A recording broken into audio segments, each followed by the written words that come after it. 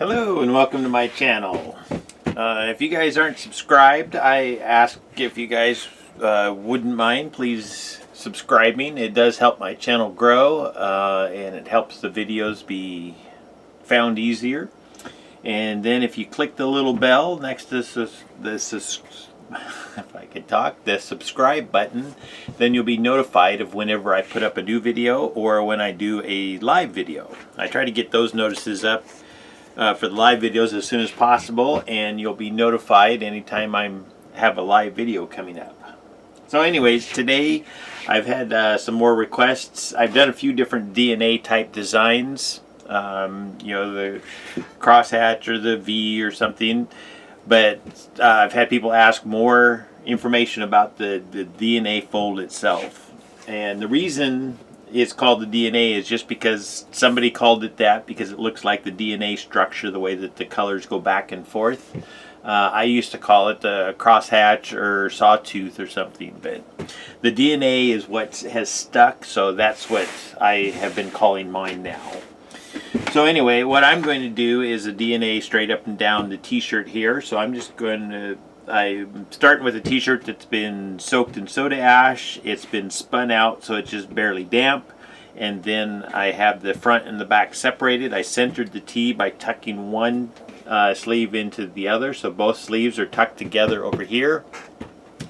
And that just helps with your side-to-side saturation, just making it more even than if you just folded the t-shirt straight in half. So what I'm going to do is start down here at the bottom, and I'm just going to put a crease, I think that's about 1 inch high, and I'm just going to do just a straight pleat all the way up, or accordion fold all the way up the t-shirt. You could do this at a diagonal if you wanted. I did one where it's a V, and I just did the lower part DNA, and I did a spider in the chest. But this one here, we're going to do the whole t-shirt in DNA style. So like I say, you can go diagonal like that. I'm just going to go straight up the t-shirt.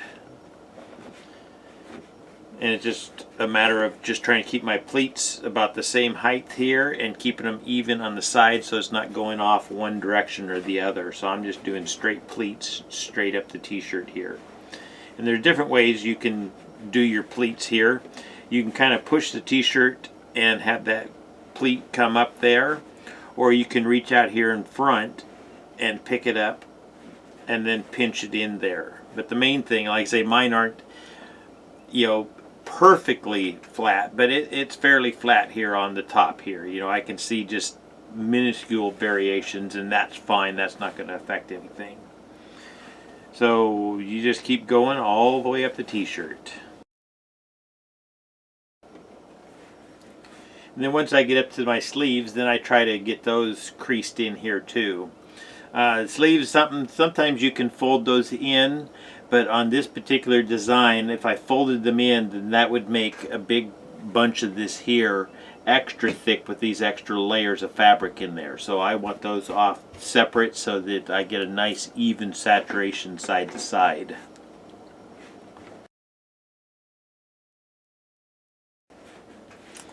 Okay, once I have that, then what I'm going to do is tie it up with kite string, or you could use rubber bands to put on there, or you could tie it with sinew.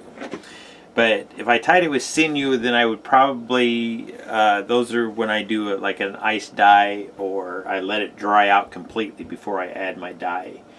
But this one here, we're just going to do a liquid dye, so I'm just going to tie it up with my kite string here.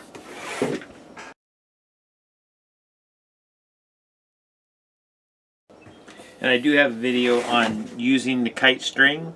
The main thing that I do is when I'm going to slide it around some places, I make sure to kind of push down on the kite string like right here, and then that way I can slide it straight under, so I have the string flat against the table to allow me to slide it under like that.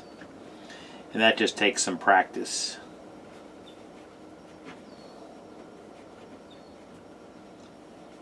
And then sometimes these sleeves, you just need to even those pleats out a little bit. With this extra shoulder hem on here, they just sometimes want to go a little bit wonky on me. So just take some extra time, straighten those out.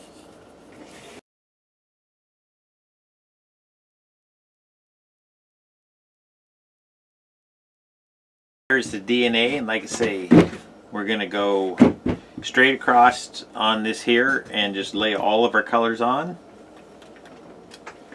But I'm going to put some gloves on and we'll come back and splash some dye on that. Okay, we're back to dye the DNA variations. So I've kind of played with DNA in an arc fold and tire track and stuff, but this one here I folded the T in half by tucking one sleeve in the other and then folded straight up the thing. And now what I'm going to do is just kind of show some variety of what you can do with the DNA. So I'm going to, instead of dyeing this going straight up across these lines here, you could do that and you'd have the DNA design running straight up and down your t-shirt. But I'm going to go at an angle on this, and I'm also going to put two solid lines on here. So the easiest way to figure that out, and they're going to come out in a V shape, because this here is the top of the T here, and if I put a line like this, it's folded in half, so it's going to give me a V shape to it. If I did the line coming this way, then it would be more of a pyramid shape with the point being up at the top here. So anyway, you'll see the results here, but what I like to do to make sure that I have my lines lined up the same on the top and the bottom is I draw a line across here, just a kind of a guideline. And what I'm going to do is draw this all the way over, and then I draw it down the side here. And if I reach underneath and put just a little bit of a mark there, I can put this same line on the other side.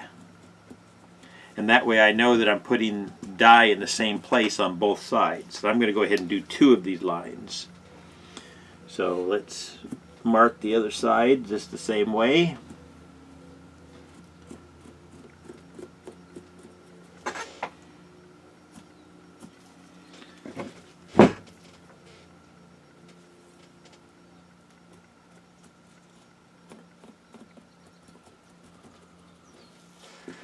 Okay, so the dye that I put in those two places, I'm going to make solid, and then I'm going to do the DNA around that. So for my solid lines, I think I'm going to use black. So I'm going to go ahead and dye these two lines the same on the top and the bottom.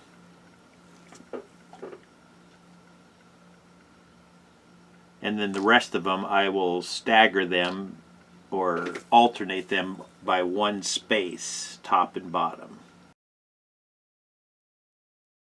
So just to make sure I don't lose track of what I'm doing, I like to dye, if I'm doing solid lines, I like to do those both at the same time, top and bottom. I think I'm going to use a combination of purple and green, my two greens on here. And what I'm going to do now is dye the DNA in each one of these sections here rather than trying to do the DNA on the whole thing. And I'll show you what I mean by that. So I'm just going to start with one of my colors here and make a line.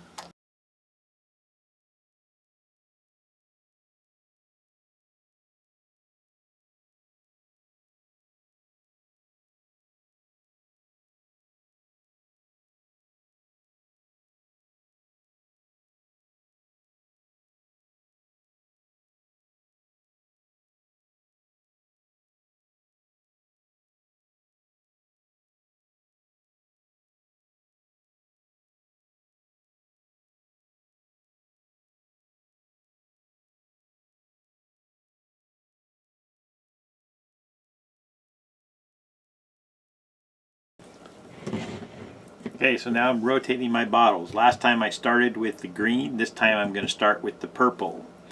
And I'm going to put it in this space where the green was, or the bright green. And that's what makes the DNA, is when you put a different color on the top than you do on the bottom in that place. So on the bottom side, in all of these places I just put purple, is this bright green. So I just shifted the colors one space this way, I guess, yeah. Because the purple had been in this spot here, and now it's in this spot.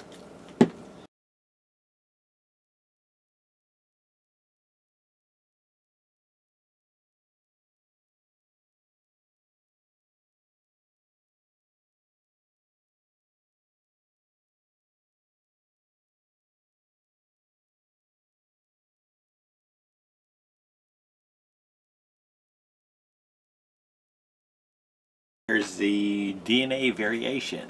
So I'm going to set this aside, let it batch for 48 hours, and then I'll have the results for you guys in about 2 seconds. Thank you for watching.